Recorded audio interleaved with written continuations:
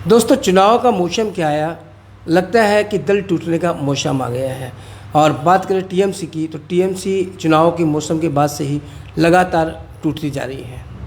ऐसे ही एक शख्स से हम आपको मिलाने जा रहे हैं, शख्सियत से आपको मिलाने जा रहे हैं जो टीएमसी के शैशव काल से साथ थी। लगातार ममता बनर्जी के साथ उन्होंने संघर्ष किया, लेकिन आज अचानक ऐसी क्या मजबूरी आई कि उन्हें टीएमसी को अलविदा कहना पड़ गया।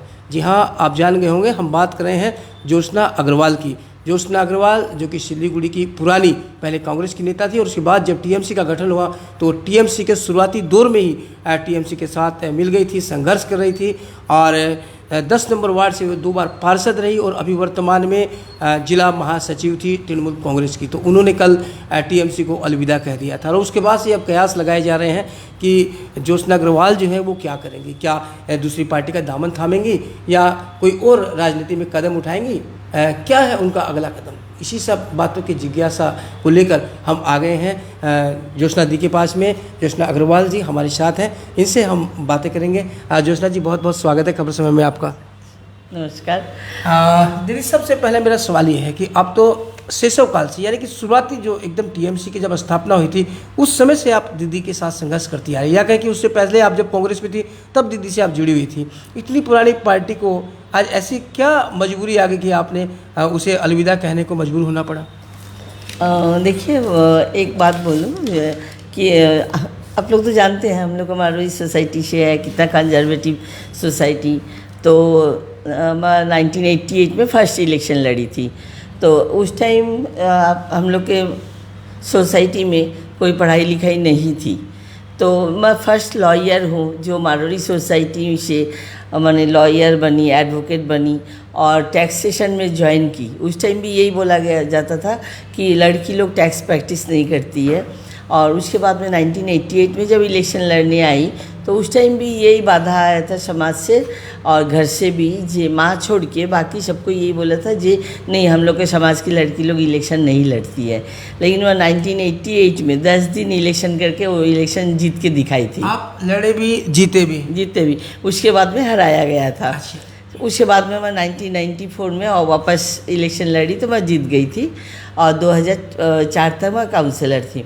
तो ममता बनर्जी के साथ दीदी के ऊपर बहुत भरोसा था क्योंकि हम लोग दीदी का टीम करते थे। 90 से मोटा मोटी 89-90 से दीदी से लगाव बहुत था। जब आती थी तो स्टेशन जाती थी, दीदी को लेके आती थी मैं, दीपक शील और तपन भट्टाचार्य। लेकिन ज्योत्सना दी, कल आपने आरोप लगाया कि आप लोगों की बातें नहीं सुनी जाती है, कलकत्ता में आप लोगों को वैल्यू नहीं दिया जाता है, सिलीगुड़ी वाले लोग जो नेता हैं उनको कलकत्ता में वैल्यू नहीं दिया जाता, ये आपने आरोप लगाए हैं। तो जब उतनी अच्छी स्थिति थी तो आज ऐसी स्थिति क्यों है? नहीं, तो बात मैं थोड़ी सी हिस्ट्री बता रही हूँ आप लोग को। जो आज मान लीजिए उसके बाद में हम लोग ने दीदी के ऊपर बहुत भरोसा था और आप लोग जानते हैं जो 34 साल तक सीपीएम का राज था तो हम लोग दीदी के ऊपर भरोसा था एक ही कारण से, ये एक दीदी है जो हम लोग का ये जो सीपीएम का जो अत्याचार अन्याय है इसको एक ममता बनर्जी इनको हटा सकती है। तो हम लोग दीदी के हर आंदोलन में थे। सिंगूर आंदोलन में हम लोग कलकत्ता गए, नंदीग्राम के आंदोलन में गए, हर आंदोलन में ही थे। और 1998 में तृणमूल का गठन हुआ तो जब दीदी पार्टी बनाई तो हम लोग सबको टीएमसी में, कांग्रेस से टीएमसी ज्वाइन किए। उसके बाद में आप लोग जानते हैं 2011 में हम लोग का पार्टी पावर में आया और 2011 में मेरा नाम भी डिक्लेयर हुआ था एज एमएलए डाकग्राम फुलबाड़ी से, उसके बाद में सिलीगुड़ी से। लेकिन उस टाइम भी हम लोग को डिप्राइव किया गया, जो हम लोग का नाम कट गया था।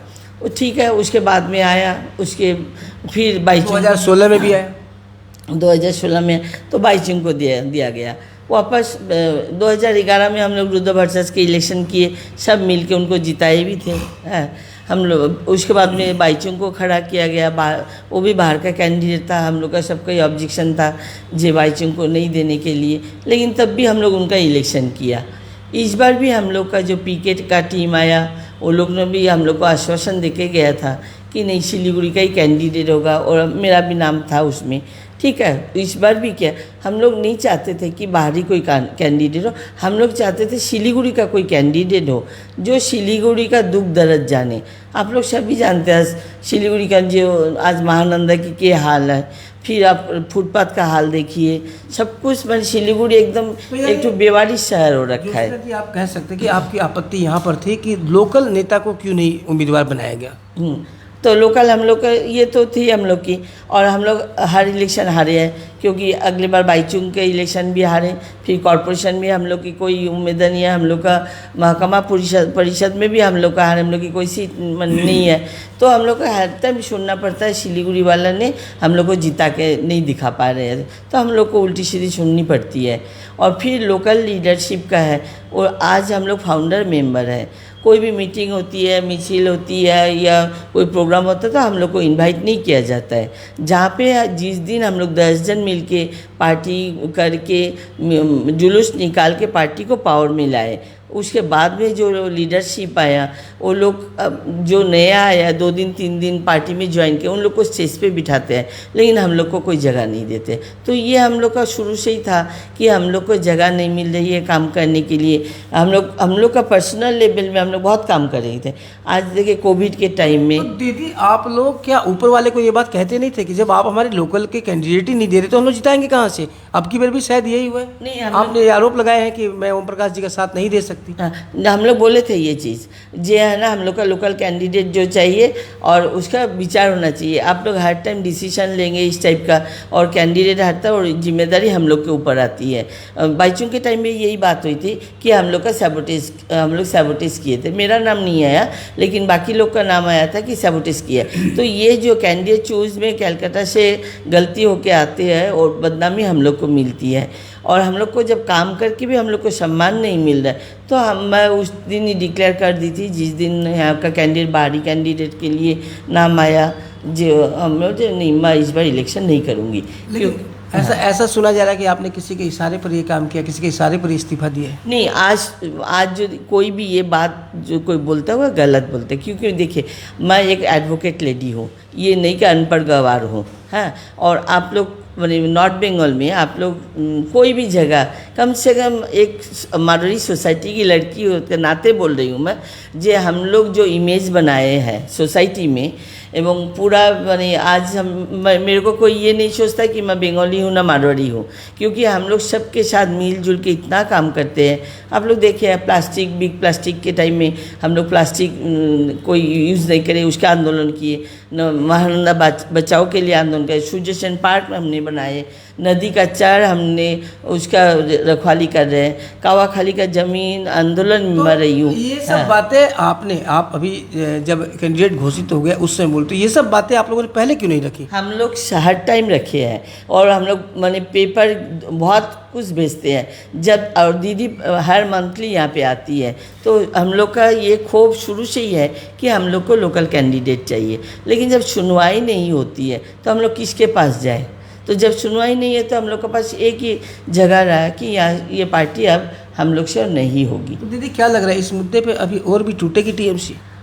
ये तो नहीं पता, लेकिन सबसे बड़ी चीज़ है हम लोग तो छोड़ दिए, और टूटे नहीं टूटे उसका कोई ये नहीं है, लेकिन लीडरशिप की बहुत कमी है। अभी हम लोग की डिस्ट्रिक्ट की बात सोचे जाए तो हम लोग का दार्जिलिंग डिस्ट्रिक्ट में लीडरशिप की बहुत कमी आ गई है। अच्छा ज्योत्सना दी, क्या आप भाजपा में जाएंगी? ऐसा मैं इसलिए पूछ रहा हूँ कि अब एक ट्रेंड चला हुआ कि जो भी पार्टी छोड़ रहा है भाजपा की तरफ भाग रहा है, तो क्या आपके भी कुछ ऐसे इरादे हैं? नहीं, ऐसा मेरा कोई इरादा नहीं है। भाजपा से मेरे पास बहुत ऑफर था, कई महीना से था, और उन एमपी साहब ने भी फ़ोन किया था, डिस्ट्रिक्ट प्रेसिडेंट ने भी फ़ोन किए थे, फिर जो यहाँ का जो ठाकुरबाड़ी है कलकत्ता में, वहाँ से भी मेरे से कांटेक्ट किया था, एक ही कारण से, क्योंकि मथुआ जो संघ है ना, तो उनकी मैं एक कमेटी की मेंबर थी, तो वही बोल के उनसे मेरा उठ बैठ बहुत अच्छा है। तो मैं बोली थी नहीं, मेरे को पार्टी अब चेंज नहीं करना है, क्योंकि मैं ऑलरेडी एक बार कांग्रेस से टीएमसी आ चुकी हूँ, मैं पार्टी चेंज नहीं करूँगी। और मैं एक्चुअली में मेरा समाजकर्मी हिसाब से मेरा ऐसे सिलीगुड़ी में एक अच्छा रेपुटेशन है, तो मैं नहीं चाहती हूँ कि मेरा जो गुडविल है उसको मैं पार्टी चेंज करके इसको मेरा इमेज को मैं दाव पे लगाऊँ। अच्छा दीदी आप ये बताओ, आप सिलीगुड़ी की पुराने निवासी हो, आपने सब पार्टियों का भी उतार चढ़ाव भी देखा है, सब नेताओं को भी देख रही हैं, तो पार्टी का दलगत छोड़ दीजिए, आपके हिसाब से अभी वर्तमान में व्यक्तिगत रूप में कौन सा उम्मीदवार सबसे बढ़िया हो सकता है? व्यक्तिगत, मैं पार्टी की बात नहीं कर रहा हूँ। नहीं अभी तो देखिए हम लोग भी लोकल की बात करें, नहीं लोकल में जैसे मैं अभी तक आज का कैंडिडेट में नहीं जानती हूँ डिक्लेयर हुआ है कि नहीं बीजेपी का है। और जैसे अशोक वाटसा जी आज 20 साल का एमएलए है, तो हम लोग यही चाहते हैं कि न्यू जनरेशन को आना चाहिए, हाँ, जो कम से कम सिलीगुड़ी के लिए सोचे। सब कोई बोलता है ना सिलीगुड़ी हम लोग का बहुत प्यारा शहर है, लेकिन ये अब भी हम लोग जो देखते हैं डंपिंग डाउन हो रखा है। तो इसके लिए बचाव के लिए हम लोग पीपल के पास, हर आदमी के पास अपील करेंगे कि हम लोग इस टाइप के एक संगठन करें जहाँ पे निस्वार्थ से आदमी सब कोई आए और आके सिलीगुड़ी बचाने की कोशिश। यानी कि आप अब पार्टी छोड़ के एक संस्था बनाने जा रहे हैं? हम लोग संस्था माने सामाजिक संस्था के लिए सोच रहे हैं कि कम से कम कोई पार्टी ज्वाइन करने का इरादा फिलहाल नहीं है। पार्टी जो ज्वाइन करने का इरादा नहीं है। कोई अच्छा उम्मीदवार होगा ज़रूर उनके लिए हम लोग बोलेंगे कि ये हम लोग के हेल्प करने लायक है, यह हम लोग को हेल्प करेगा और ये सिलीगुड़ी के लिए सोचेंगे, क्योंकि सब पार्टी नेता को हम लोग देख चुके हैं। अच्छा ज्योत्सना दीदी आई थी अभी आपके हिलकाट रोड से गई थी, तो क्या आपने उनसे मुलाकात की थी? नहीं किए थे, क्योंकि हम लोग के मान अभिमान तो रहेगा ही। हाँ, जहाँ से शुरू का दिन से मैं खुद एयरपोर्ट स्टेशन जाती थी। दीदी ने आपसे बात नहीं की? दीदी बोली नहीं कि आओ? नहीं, दीदी मेरे को नाम से जानती थी, सब कुछ है।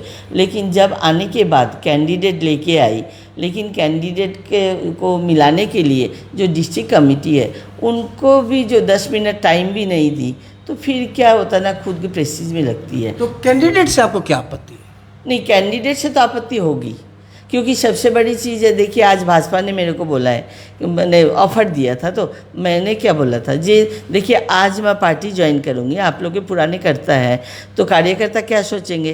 ज्योत्सना दीदी भी इसी टाइप की है, आती टिकट ले ली और इलेक्शन खड़ी हो गई। तो जो आदमी आज मान लीजिए कांग्रेस से कुछ दिन पहले आए, आपने खुद एक सवाल खड़ा कर दिया, आपने बताया, लेकिन अभी देखा जा रहा है अक्सर ऐसा ही हो रहा है कि दूसरी पार्टी से दूसरी पार्टी में जाओ और टिकट पा जाओ, इसमें कुछ बोलेंगे आप? नहीं, मैं नहीं चाहती हूँ, क्योंकि देखिए मेरा सिद्धांत दूसरा टाइप का है। मैं थोड़ी सी एथिक्स लेके चलती हूँ, और ये एथिक्स के लेके चलती हूँ बोल के आज ज्योत्सना अग्रवाल है। आज ज्योत्सना जो है ना, ज्योत्सना ही है। तो मैं नहीं चाहती हूँ कि ये नाम में कोई कलंक लगे।